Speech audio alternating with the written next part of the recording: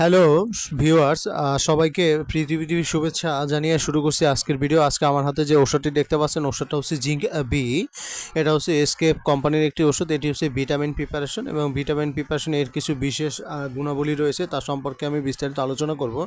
এর অনেক বহুবিধ কারণ রয়েছে। সবচেয়ে বেস্ট একটা ভিটামিন, যেই ভিটামিন অনেক কাজ করে, যেগুলি অন্তত 50টি রোগের জন্য আসলে এই ভিটামিনটি নির্দেশিত। এটা খুবই একটা সুপার শক্তিশালী একটা ভিটামিন। এটা খেলে আসলে সাধারণত অনেকগুলি আসলে বিশেষ করে যে কষ্টগুলি এগুলা রিকভার হয়ে যায়।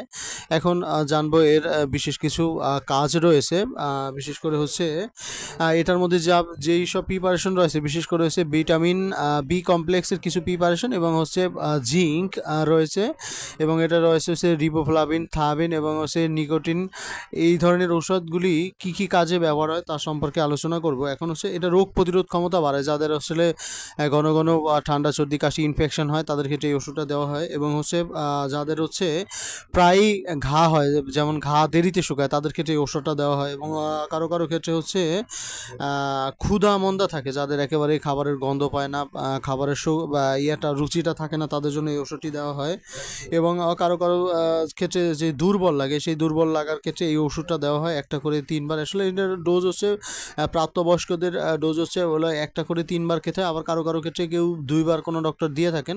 বেসিক্যালি একটা করে 3বার দেওয়া হয়। আবার ছোট বাচ্চাদের ক্ষেত্রে, 10 বছরের বাচ্চাদের ক্ষেত্রে 1 থেকে 2টি ট্যাবলেট দিনে নির্দেশিত থাকে। তারপর হচ্ছে শরীর দুর্বল লাগা এবং হচ্ছে মানসিক সমস্যা থাকা বিভিন্ন রকমের, এবং দেরিতে ঘা শুকানো, তারপর হচ্ছে ডায়রিয়ায় এই ওষুধটা ব্যবহার করা হয়। এবং হচ্ছে মানসিক দুর্বলতা যাদের থাকে এবং বিরক্তি ভাব থাকে, এবং হচ্ছে হাত পা ঝিমঝিম থাকে, এবং হচ্ছে দুর্বলতা লাগে, এবং হচ্ছে ঘুমের যাদের সমস্যা থাকে, তাদের এই ওষুধটা দেওয়া হয়। এখন ডায়রিয়াতে সাধারণত মূলত শুধু প্লেন জিঙ্কটা দেওয়া হয়, শুধু জিঙ্ক, যেহেতু এটার মধ্যে ভিটামিন বি কমপ্লেক্স আছে। এখন আমরা জানি ভিটামিন হচ্ছে ডায়রিয়া রোগীদের ভিটামিনের খুব একটু সমস্যা হয়, মানে পায়খানাটা আরও বেড়ে যায়।